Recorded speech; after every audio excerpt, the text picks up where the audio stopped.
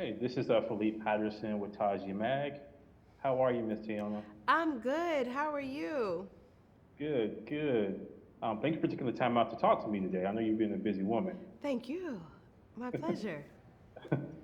All right, so we're going to go ahead and start here. Can you tell me how did you prepare for this role as Yo-Yo in The Cloned Tyrone?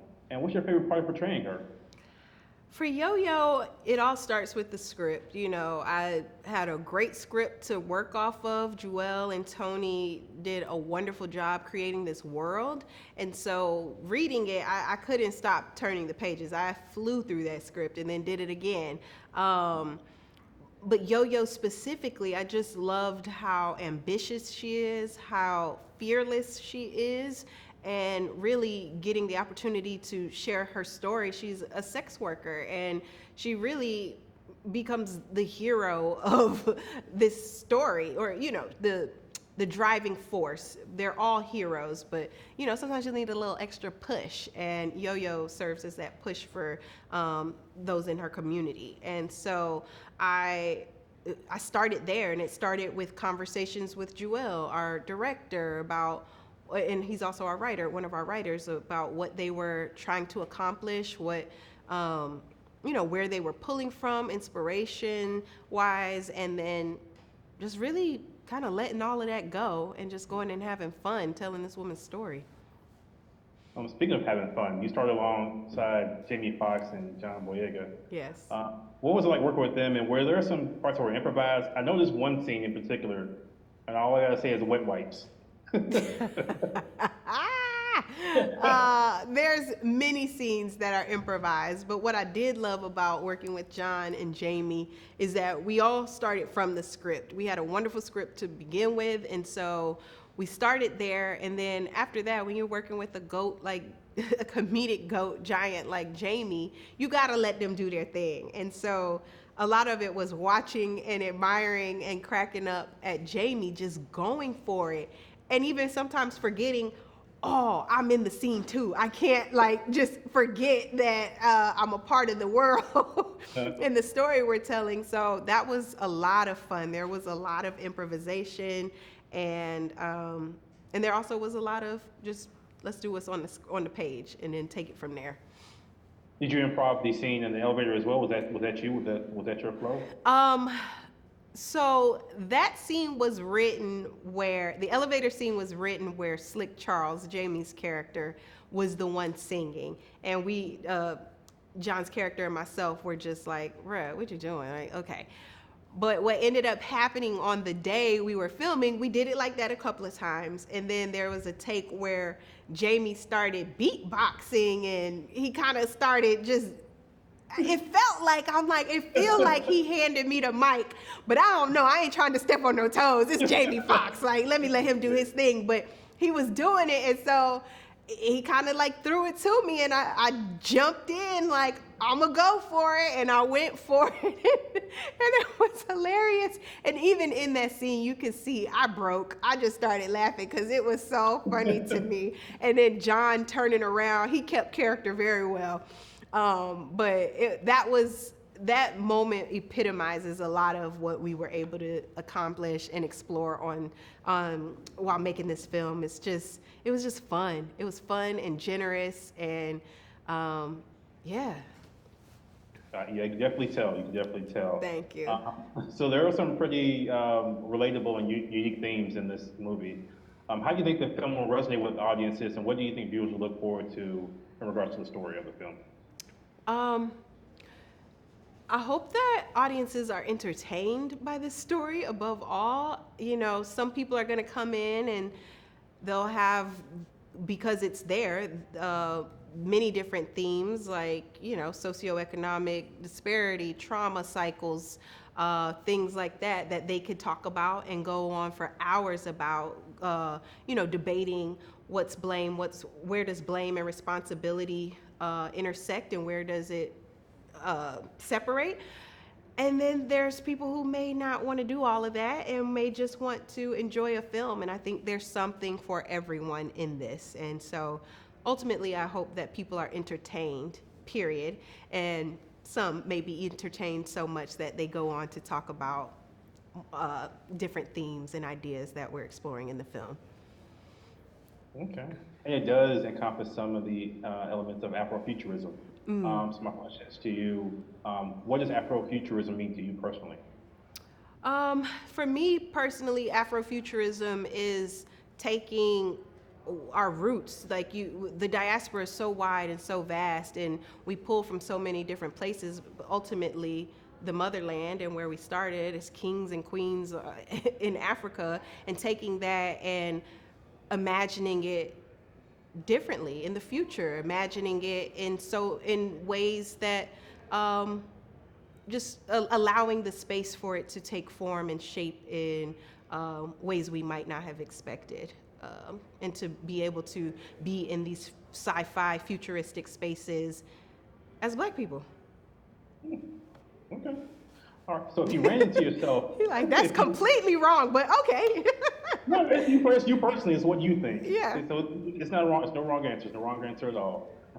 So if you ran into a clone of yourself, Oh, goodness. what would you do, and could you coexist with them? If I ran into a clone of myself, what would I do? Child, I probably would be real scared and just like walk the other way. And then I'll be like, gosh, I kind of need to know what's happening. Maybe I could go talk to them and see if they the clone. Am I the clone? Who's the clone? Yeah. So I would need to have a discussion. And then I would say, okay, whose life is better? Because maybe you want to do like the dishes and cooking and cleaning and walking the dog and things like that, and I could go like lay on a beach and you could work, or like, well, how can we make this work for ourselves? Like, what do you like to do, clone? So I would need to have that discussion so that maybe we can figure some things out and just both do all the things we love to do. So wait, you would still act though, right? You would still act, right? Am I getting that, or no? Would you? There be like, would I be wanna chill? someone acting. Would it be me or the clone? Who knows? I have to see what they like to do. If they're like in their world, they're a bomb actress and they're like, no, girl, you need to sit down. I'm better than you. I'm going to have to let her have that. And then maybe I could do something else. It's all discussion. It's up for discussion. Maybe, or I'm gonna You're just so run. selfless. You're so selfless. I appreciate that. That's what you're doing. Do the dishes, all the stuff I don't want to do. That's what I'm saying. I'm hoping that we can work out a little something where they want to do those things. I ain't gonna make them do it. I'm hoping they want to do it. You're nice. You're too nice. All right. Being this film and being in films like the Marvels and the MC universe, there's a surge in the Black-led sci-fi projects. What do you think it means for the entertainment industry, since you are one of the leading ladies in Black sci-fi? I'm excited for this time where we can have Black women in these spaces, in the sci-fi spaces, leading ladies, and to be a part of it is even more exciting. It's literally my dreams personified. I hope that we see more diversity in these spaces for Black people, for people of color. All of these stories are such interesting stories, and I think we're seeing a lot of that now as we're starting to, engage in different cultures, pop culture, yeah. But for myself, I'm excited to be a part of it. I want to see more of it. There's so many more stories that Black folk got to tell, and in these different spaces and genres, and so I hope to be a part of continuing to tell them, and I want to see more of it. Okay. So who's your favorite sci-fi character growing up? Sci-fi growing up. I mean, my favorite? I'll give you three. How about three? Okay. Well, wait, 3 to choose from, or you want me to just say? I'm trying to think of the properties. I'm like, huh. Yeah, there's Alien, there's the X-Men. Wait, what was the question? Like, your favorite sci-fi characters. Oh, my favorite sci-fi characters. Okay, this is so weird, but I'm gonna just say it. Okay, I really love The Fifth Element. So, is that considered sci-fi? That's sci-fi futuristic, yeah. I loved The Fifth Element. What else? There's Storm. There's Storm. And then what else? I'm trying to think. What did I watch? I don't just keep naming stuff. Terminator. Let's see, The Matrix.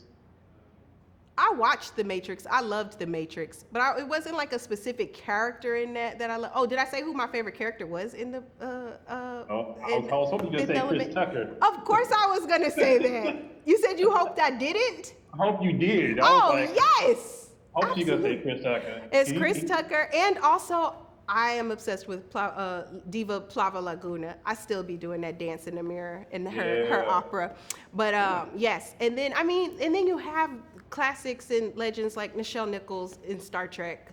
So that's kind of all over the place. Okay. One last question. If you had a theme song for Yo-Yo, what would it be? Theme song for Yo-Yo. You know, I don't know her theme song. But I can tell you, in order to prepare, sometimes before going to set, I was listening to Trina, just all of Trina. Oh yes, I was. Because I'm like, you need this energy around somebody like Slick Charles and a Fontaine. You need that bad chick energy to be able to go up against them. And I love how Trina just sits in hers. And this is like 90s, 2000s Trina. That was some of my, all right, let's go get them, girl, music to prepare. Okay. Well, thank you for your time. I hope to talk to you for the Marvel as well. So Thank this you. movie was fabulous. Thank you so much. Thank you. Thank you. Bye.